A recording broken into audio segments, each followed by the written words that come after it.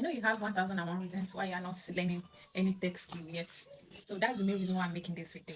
When I started my data analysis career, like the training then, I was working 9 to 5 and my job is fully on site. So it means we have to resume before 8, we close by 6, sometimes 5, depends on when the boss is not around, you understand? Then my mentor then was like, because I remember when I signed up for the training, because I was like, I was giving myself 1001 reasons why I will not be able to do that training. But one thing he said was that 2 years from now, will you be happy you did not take this course, or will you still be fine with it? And I got to that day and I was like, okay, let me just give it a try. At least the worst possible thing that will happen is that I will not be able to complete the training. So that's how I started. It was a one-on-one training section. So it means that if my class is starting by 7, I need to be online. I need to be logged on by that 7. So the class was scheduled to be from 7 to 9, Mondays, Wednesdays, and Fridays.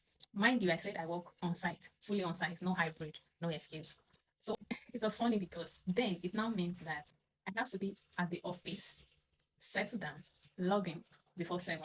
Remember, my tutor will not wait for me that she's not here yet. And at the same time, I need to be able to complete that process. I mean, the class on time so that I can start my day job. I mean, the actual tasks for the day. Then I started the whole process. To be honest, it wasn't easy. It wasn't easy because most of the time I'll be stuck in traffic because I need to leave my house because I live somewhere a bit far from my workplace. If you're familiar with Lagos very well, I stay on the mainland and I work on the island.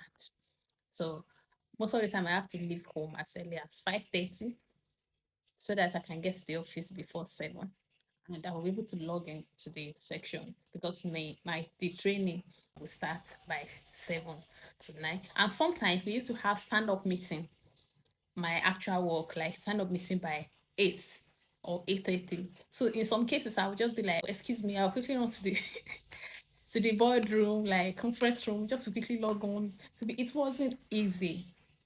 If I want to give myself 1001 reasons not to complete the course, then seriously, I will have more than 1001 reasons. But the reason why I'm making this video is that I did not actually give up on that training process.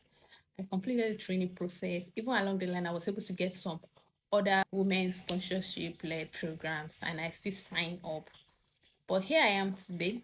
I'm proud of that decision then because it wasn't easy.